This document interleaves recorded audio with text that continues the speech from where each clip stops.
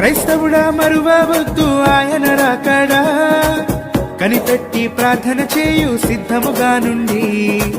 క్రైస్తవుడా మరువవద్దు ఆయన రాకడా, కనిపెట్టి ప్రార్థన చేయు సిద్ధముగా ఉండి. రెప్పపాటున మారాలి, రెప్పపాటున మారాలి, యేసయ్య చెంతకు చేరాలి, యేసయ్య చెంతకు చేరాలి.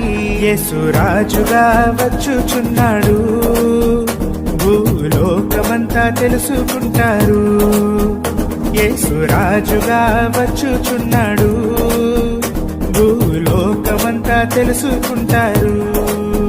రవికోటి తేజుడు రమ్యమైన దేవుడు, రవికోటి తేజుడు రమ్యమైన దేవుడు, రారాజుగా. దేవుడు నామానికి మహిమ ఘనత ప్రభావం కలుగునుగాక. అందరం కూడా చప్పట్ల కొడదాం ప్రియులారా, చప్పట్ల కొట్టి ప్రభువును మహిమపరచుదాం ప్రియులారా. హల్లెలూయా, నోరు నుంచి హల్లెలూయా, హల్లెలూయా.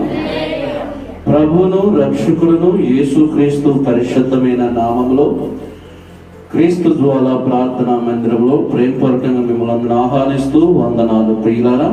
హల్లెలూయా. ఈ ఆదివారం ఉదయకాల సమయంలో ఇంతవరకు పాటలు పాడిన మనం, ప్రార్థన చేసిన మనం, ఆరాధన చేసిన మనం, దైవ వాక్యంలోకి వెళ్ళేటప్పుడు జాగ్రత్తగా దేవుడు వాక్యాన్ని మీరు వినాలి ప్రియులారా. మీ యొక్క ఫోన్లు కూడా స్విచ్ ఆఫ్ చేసుకోవడం చాలా మంచిది. ఎందుకంటే దేవుడు వాక్యాన్ని వినేటప్పుడు జాగ్రత్తగా వింటేనే మనకు అర్థమైంది.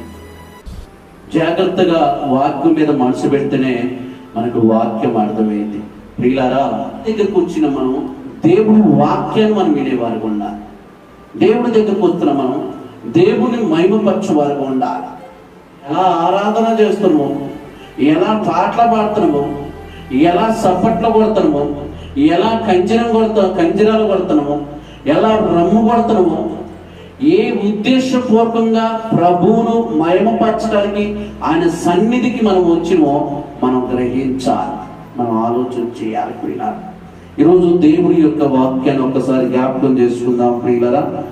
95వ కీర్తన 7వ వాక్యం, 95వ కీర్తన 7వ వచనం.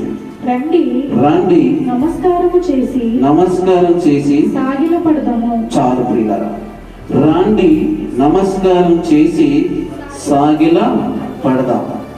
ప్రియులారా, రండి అని పిలుస్తున్నాడు. మీరు రండి అని దేవుడు కబురు చేస్తున్నాడు.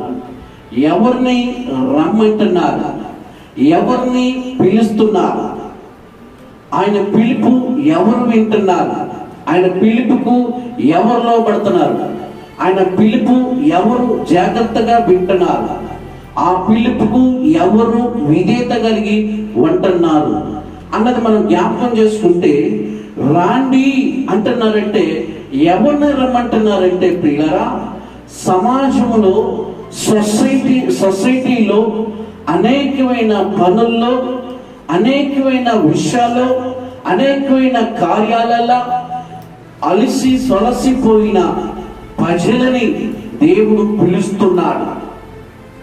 పాపానికి జీవిస్తున్న వ్యక్తులను దేవుడు పిలుస్తున్నాడు. మనశ్శాంతి లేని వారిని దేవుడు పిలుస్తున్నాడు. మనసుకు నెమ్మది లేని వారిని పిలుస్తున్నాడు. ఈరోజు దేవుడు రాండి అంటున్నాడంటే ఎవరిని రమ్మంటున్నారంటే ప్రతి ఒక్కరిని పిలుస్తున్నాడు. ఆయన ప్రతి ఒక్కరిని ఆహ్వానిస్తున్నాడు, ప్రతి ఒక్కరిని ప్రేమిస్తున్నాడు. ప్రతి ఒక్కరు కూడా ఆయన ఎందుకు పిలుస్తున్నాడంటే నిన్ను ప్రేమించి ఆయన పిలుస్తున్నాడు. ఈరోజు రాండి అని అంటున్నాడంటే ప్రియులారా, దేవుడు మనల్ని పిలుస్తున్నాడంటే మనం చాలా ధన్యులము. ఒక కులానో, ఒక మతానో, ఒక ప్రాంతానో, ఒక వర్గానో కాదు ప్రియులారా, సర్వలోకంలో ఉన్న సర్వ ప్రజలని దేవుడు ప్రేమించి పిలుస్తున్నాడు. ఈరోజు ఎంతమంది ఆ పిలుపుకు విని వస్తున్నాం. దేవుడు ఎందుకు పిలుస్తున్నాడంటే దానికి కారణం ఉంది. దేవుడు ఒక వ్యక్తిని పిలుస్తున్నాడంటే, దేవుడు ఒక కుటుంబాన్ని పిలుస్తున్నాడంటే, దేవుడు ఒక యవనస్తురాన్ని పిలుస్తున్నాడంటే, దేవుడు ఒక యవనస్తుని పిలుస్తున్నాడంటే దానికి కారణం ఉంది. దేవుడు కారణం లేని ఎవరిని పిలువడు.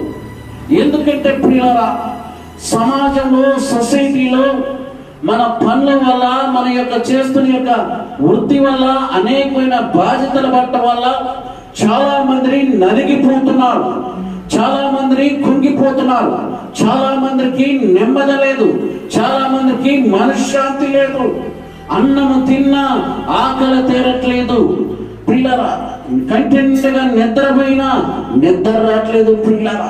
ఎందుకంటే మనసులో అనేకమైన సమస్యలు, మనసులో అనేకమైన బాధలు, మనసులో అనేకమైన కష్టాలు, మనసులో అనేకమైన అవమానాలు, మనసులో అనేకమైన ఒత్తిడులు ఈ మైండ్ మీదకు పడకల ఆ మనిషి ఏమైపోతున్నాడంటే మనశ్శాంతి లేకుండా అయిపోతున్నాడు, ఆ మనిషికి నెమ్మది లేకుండా అయిపోతున్నారు, ఆ మనిషికి ప్రశాంతత లేకుండా అయిపోతున్నారు, ఆ మనిషికి శాంతి అనేది లేకుండా అయిపోతుంది ప్రియులారా. కారణం ఏంటంటే మనిషి ప్రియులారా, ఈ రోజు ప్రియులారా దేనికో ఒక దానికి బానిసైపోయాడు.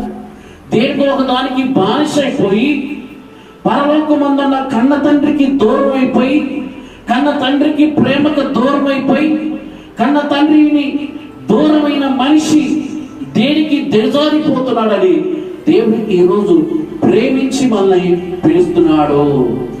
రాండి అంటున్నాడంటే పిల్లరా, ఈరోజు ప్రతి ఒక్కరిని పిలుస్తున్నాడు ఆయన.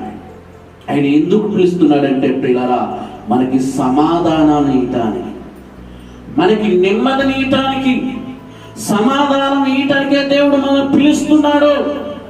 ఈరోజు సమాధానం లేని మనుషులు ఉన్నారు, సమాధానం లేని భర్త భార్య ఉన్నారు, సమాధానం లేని అక్క చెల్లెళ్ళు ఉన్నారు, సమాధానం లేని తోటికోడలు ఉన్నారు, సమాధానం లేని బావ బామర్దులు ఉన్నారు, సమాధానం లేని సమాజంలో అనేకమైన కుటుంబాలు ఉన్నాయి.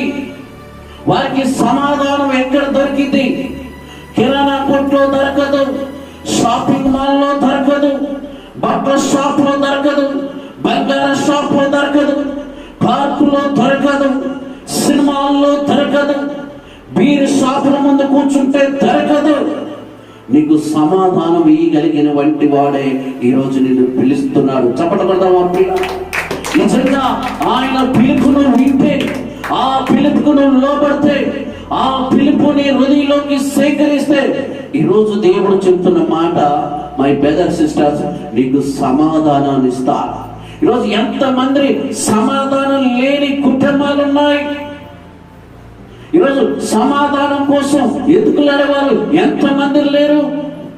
ఏ వ్యక్తిని కదిలించినా, ఏ యవనస్తుని కదిలించినా, ఏ యవన బిడ్డని కదిలించినా, వృద్ధాప్యలో ఉన్న తండ్రిని కదిలించిన, వృద్ధాప్యలో ఉన్న తల్లిని కదిలించిన, వారి నోటి వచ్చే మాట ఏందో తెలుసా? నాకు సమాధానం లేదు, సమాధానం నాకు లేదు. ఎందుకంటే కరువైపోయింది. ఏంటికు కరువైపోయింది? సమాధానానికి ఎందుకు సమాధానం లేకుండా అయిపోయిందంటే ప్రియులారా, ఈరోజు కేవలం లోకంలో మనం పడిపోవటం వల్ల, పాపములో పడిపోవటం వల్ల, తొందరపాటు నిర్ణయం తీసుకోవటం వల్ల, తొందరగా మనం వాటికి ఆకర్షించబడటం ద్వారా ఈరోజు పిల్లరా ఒక్కొక్క మనిషి ఒక్కొక్క దానికి బానిసైపోయాడు. ఒక తల్లి నాకు ఫోన్ చేసి చెప్తుంది, అయ్యా నా భర్త నాకు సమాధానమే లేదు. ఎక్కడి నుంచి ఫోన్ చేసింది తెలుసా? కడప జిల్లా నుంచి ఫోన్ చేసింది ఆ తల్లి. కడప జిల్లా నుంచి ఫోన్ చేసి యూట్యూబ్ లో మన వాక్యం విని ఫోన్ చేసి చెబుతుంది, అయ్యా నాకు నా భర్తకు సమాధానం లేదు. ఒక అమ్మాయిని ఆకర్షించబడ్డాడు, నన్ను పట్టించుకోవట్లేదు, నా బిడ్డలోనే పట్టించుకోవట్లేదు. అయ్యా మీరు ప్రార్థన చేయండి, అని యూట్యూబ్లో మన వాక్యాన్ని విని యూట్యూబ్లో ఫోన్ నెంబర్ తీసుకొని కడప జిల్లా నుంచి మనకు ఫోన్ చేసేదంటే ప్రియుల, ఇది రైలు ప్రియుల బలిపేట మీద ఉండి చెప్తున్నాను. ఎందుకంటే నేను అది రికార్డింగ్ చేసి కూడా ఉంచాను ప్రియుల. ఈరోజు చాలా మంది దేవుడు ఇచ్చిన అవకాశాన్ని ఉపయోగించుకోవట్లేదు, దేవుడు ఇచ్చిన సమయాన్ని ఉపయోగించుకోవట్లేదు. దేవుడు ఇచ్చిన కుటుంబం, దేవుడు ఇచ్చిన పిల్లలు, దేవుడు ఇచ్చిన తల్లిదండ్రులు, దేవుడు ఇచ్చిన అక్కజీలలు, దేవుడు ఇచ్చిన అన్నదమ్ములు, దేవుడు ఇచ్చిన సమాజంలో ఫ్రెండ్స్ అయిన బంధువులైన మనం ఏ విధంగా వీళ్ళందరి మధ్యలో మనం కలిగి ఉంటానో ఒక్కసారి ఆలోచన చేయండి. ఈరోజు నా కుటుంబంలో సమాధానం లేకనే నేను మందుకి అలవాటైపోయానని చెప్పేవారన్నారు. నా కుటుంబంలో సమాధానం లేకనే సినిమాలోకి వచ్చి కూర్చున్నాను.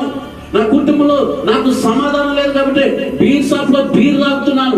సమాధానం లేదు, నాకు సమాధానం లేదు కాబట్టి పార్కుల మీద తిరుగుతున్నాను. సమాధానం లేకపోతే నా జీవితాన్ని నేను వ్యర్థంగా చేసుకున్నాను. ఈరోజు ఎంత మందిని చెప్పట్లేదు.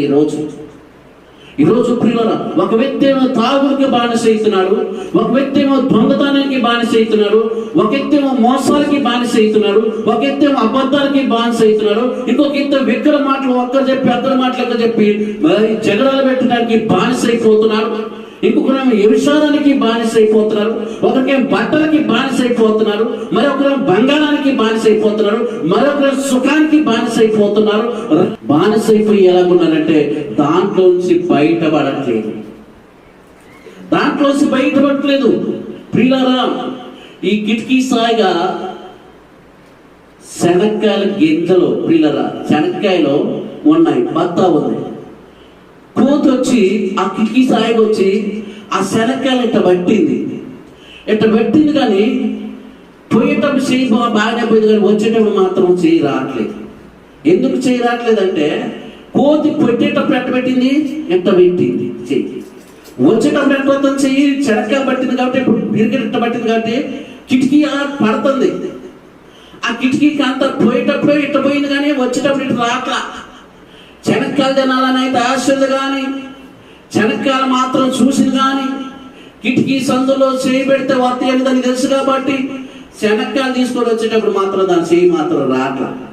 ఎంతసేపు అటు గుంజుకుంటుంది ఇటు గుంజుకుంటుంది, దాని చేయి మీద ఉన్న బొచ్చంతా రాలిపోతున్నా కానీ ఆ శనక్కాయలు పిడికి మాత్రం ఇచ్చిపెట్టట్లేదు.